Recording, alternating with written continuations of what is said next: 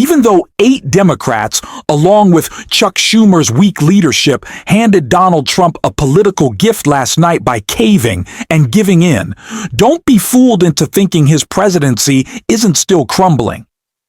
Trump is a man visibly unraveling, reportedly dozing off in the Oval Office after suffering major election setbacks, and now facing the lowest approval ratings of his career.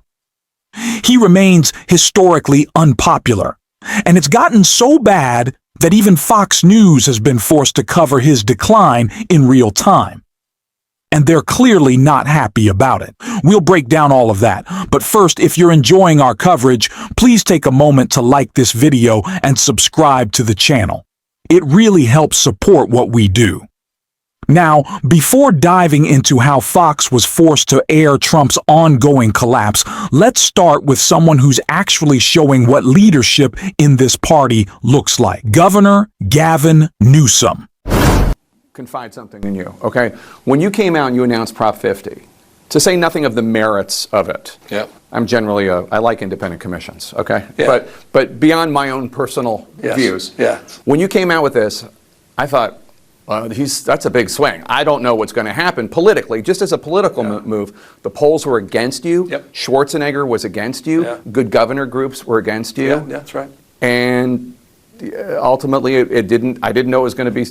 I mean, the first poll was 38%, just to underscore that. And again, because I, like many, agree with you, support independent redistricting. But you can't do it state by state with one arm tied behind your back. You can't unilaterally disarm as other people are not playing by the rules. Donald Trump and Republican governors across the country, governors not just in Texas, but you're seeing what happened in Missouri. You see what happened in North Carolina. Obviously, what's going to happen in Indiana, likely, and then Florida. They're not screwing around. They're consolidating power. And we were sitting there, and I think Donald Trump did not expect what Californians did. He thought we would try to win an argument by writing an op-ed, maybe express disdain and concern about the country. I don't expect the Democratic Party of old, and I think that's the bottom line. And I think this moment, what happened on Tuesday, represents a new moment: clarity, conviction, purpose, energy, on our toes, not on our heels, a resurgent Democratic Party. And it's a party that understands what's at stake for our democracy as we go into the 250th anniversary of our founding fathers.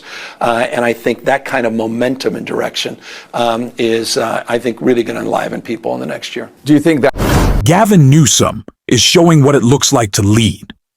We are no longer doing the strongly worded letters. We are no longer doing the op-eds, the maybe hold the little rally, but just move on. I know Chuck Schumer's still doing that.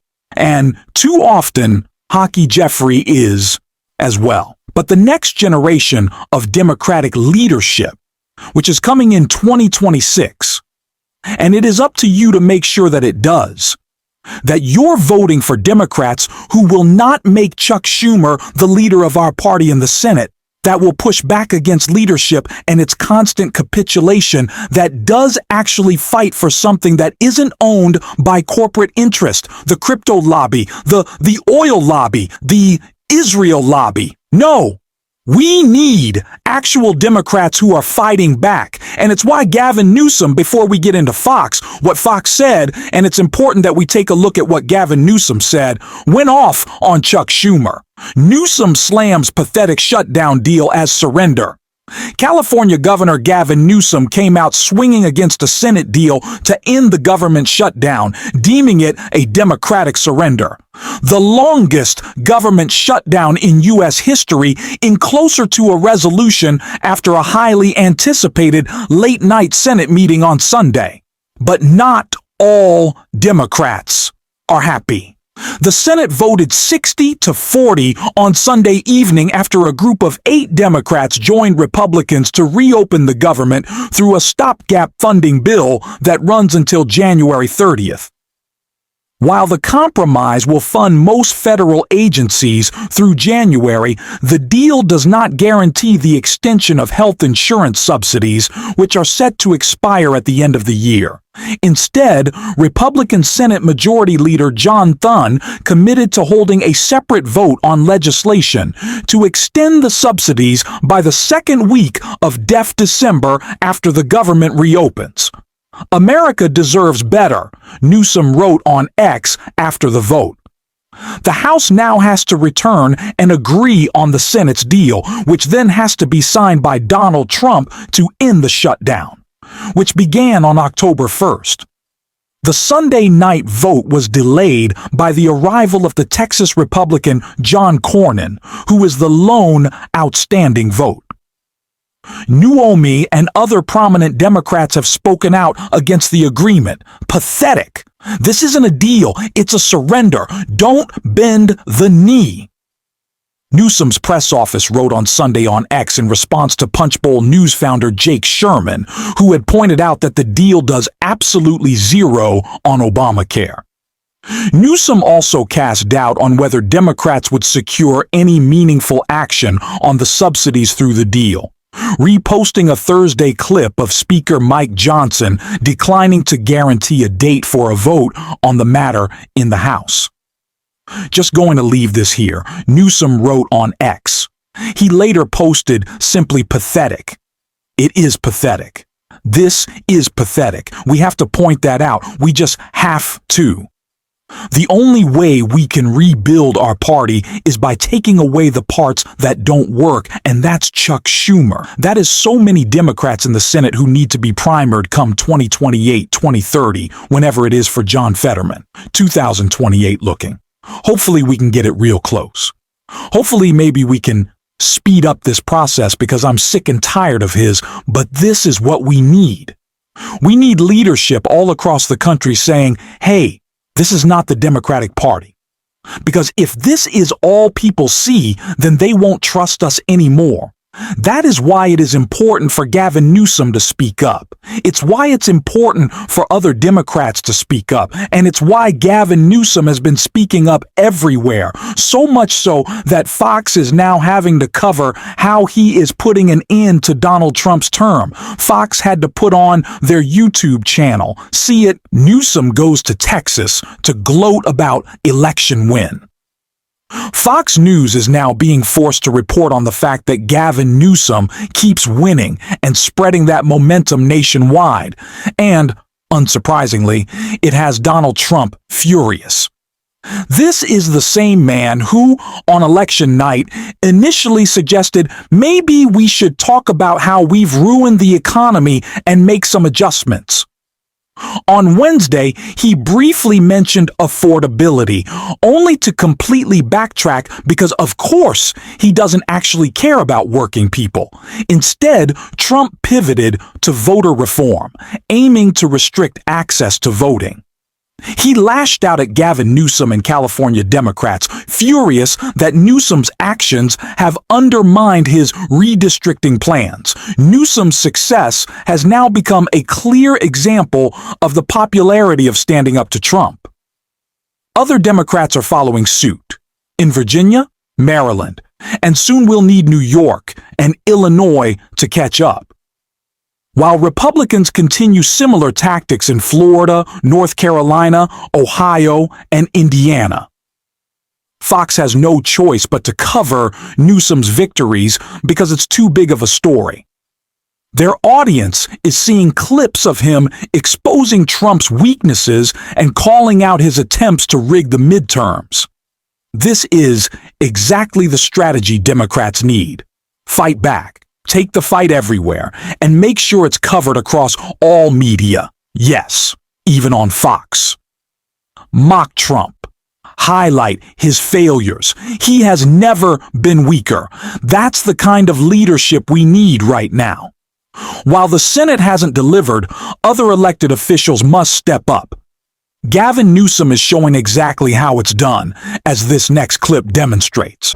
Is they've galvanized people of all political stripes, rural, urban, suburban, on the issue that defines so many problems in so many ways and so many days, and that's healthcare and the anxiety people are about to feel with 100 to 388% in California, up to 388% increase in premiums and costs. So I think they've been right, but Donald Trump needs to act like the president, not just be president. He needs to do the job. So there are a lot of repercussions for this government shutdown. Obviously, air travel is a mess. And then SNAP benefits, food stamp benefits for 42 million Americans. As we sit here, the Trump administration is fighting a court order to tell them to pay out full SNAP benefits. Vice President J.D. Vance called the judge's ruling that the U.S. needs to pay, that the Trump administration needs to pay these SNAP benefits. He called the ruling absurd. He said the administration is, quote, not going to do it under the orders of a federal judge. Now, I know that's 5 million Californians receive SNAP benefits. 5.5, and the difference is in California, they were fully restored in my state through November. That said, they obviously have not been in the vast majority of states. But think about the state of mind of the vice president. How do they honestly, how do you square the circle when you go to a prayer breakfast? How do you square the circle? I mean, Old Testament, New Testament. Well, what's the fundamental thing that connects from John to Matthew to Proverbs? It's this notion of hunger. Feeding the poor, the sick, the tired. It's not an option, it's central to advancing God's will. I mean, the fundamental point that we'd be using, because this is what it's about, and the federal government said it in the lawsuit, that they want to use it as a bargaining chip to end this shutdown. That's shameful. It's never happened in U.S. history. And I appreciate the governors, the 23 AGs that stepped up and sued. And we've won those lawsuits. Now we need to win the heart and mind of the President of the United States, not just the Vice President of the United States, to do the right damn thing. You know what? I genuinely think Gavin Newsom is showing us how to get things done right now. He took a major swing with Proposition 50. Early polls had it at just 38%, and even former Governor Arnold Schwarzenegger was coming out against it. It was a tough fight, but Newsom took it directly to Trump, and now we have 5 seats to show for it. This approach, being unafraid, direct, and willing to fight, should be the blueprint. It's why this battle matters, and why it's energizing so many in the independent media. Newsom went on this show and countless other platforms, raised over $40 million to support Prop 50, and brought in high-profile allies like Elizabeth Warren, Jasmine Crockett, and even Barack Obama. But he didn't stop there. He immediately took the fight to Texas, spreading that momentum nationwide. That's the kind of leadership we need. Chuck Schumer won't do it, so we have to rely on those who will, and we must support and encourage them. We'll continue highlighting this on the show. If you want to back that effort, hit the subscribe button, leave a like on this video, and if you made it to the end, drop a blue heart in the comments. Keep fighting. Don't let them silence you. And until next time, I will see you soon.